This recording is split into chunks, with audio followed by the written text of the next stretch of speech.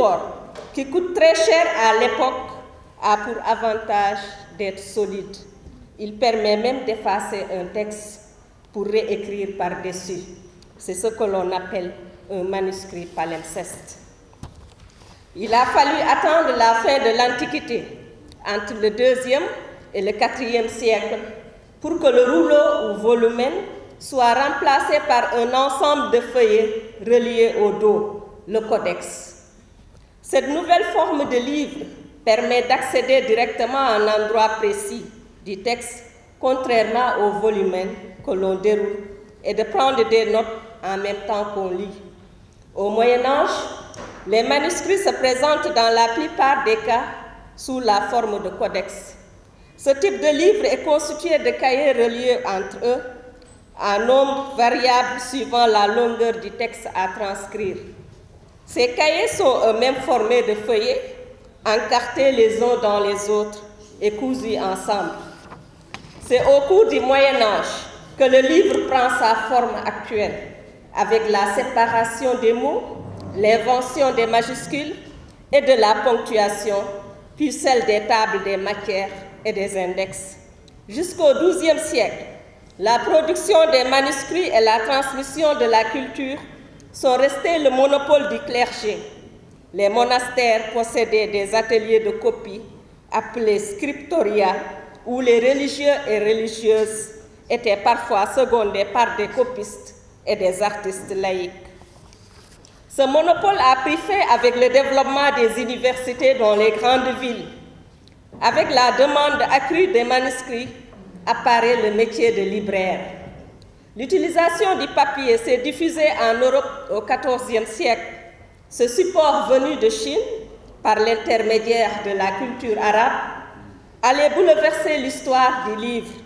Moins cher que le parchemin, ce matériau a en effet permis une plus grande diffusion des livres. Le développement des techniques de l'imprimerie par Gutenberg vers 1440 a marqué un tournant décisif dans l'histoire du livre.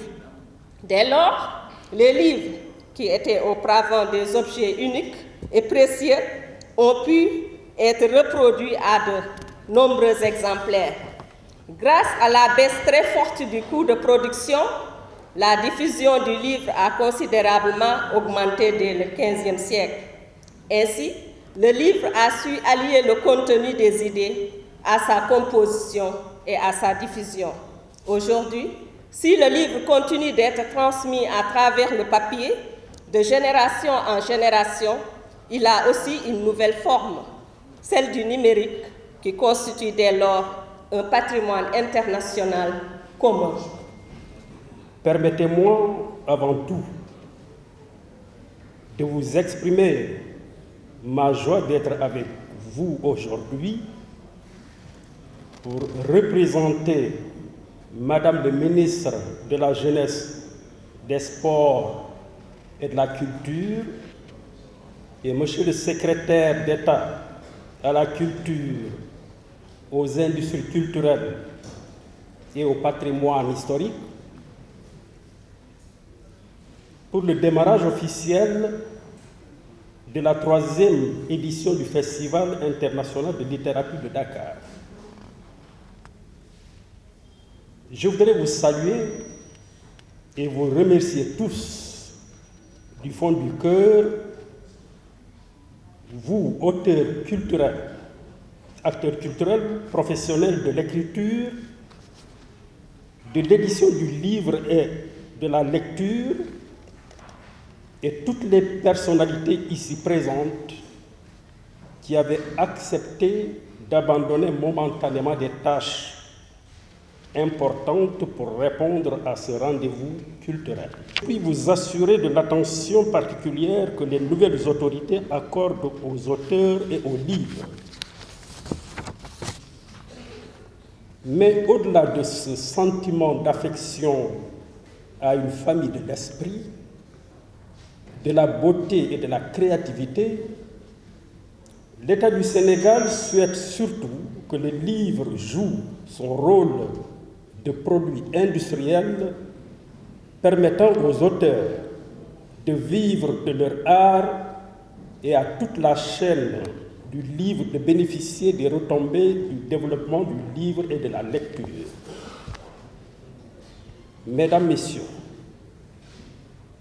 le département de la jeunesse, des sports et de la culture observe avec intérêt la mise en œuvre de projets privés visant à prolonger et à amplifier l'intervention de l'État par la multiplication de foires et salons, de festivals ou de prix littéraires.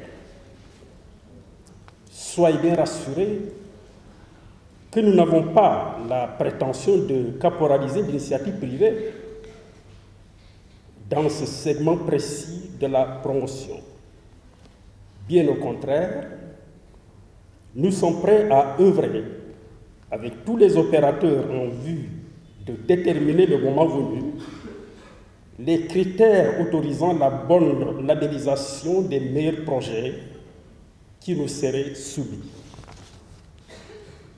À ce titre, le chef de l'État nous instruit d'accorder une attention particulière aux aspirations des acteurs du secteur de la culture dans toutes ses composantes, mais également de veiller à la capitalisation et au développement de l'expression littéraire, culturelle et artistique sur l'étendue du territoire national.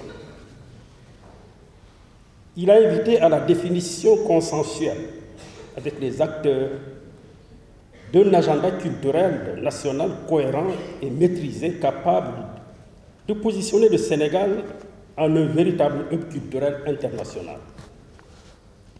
Mesdames, Messieurs, nous devons travailler ensemble à la promotion du livre en tant qu'intrant incontournable dans la construction citoyenne, mais aussi et surtout en tant qu'outil de conservation de la mémoire des civilisations.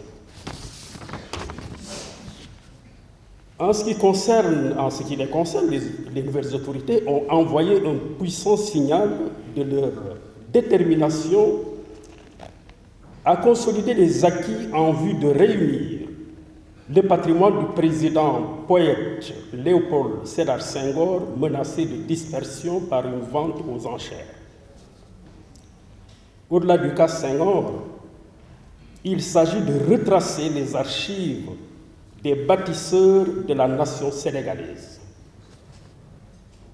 C'est dire que le ministère de la Jeunesse, des Sports et de la Culture serait enchanté de compter le Festival international de littérature de Dakar, qui en est à sa 3e édition, comme une plateforme inscrite dans l'agenda culturel national.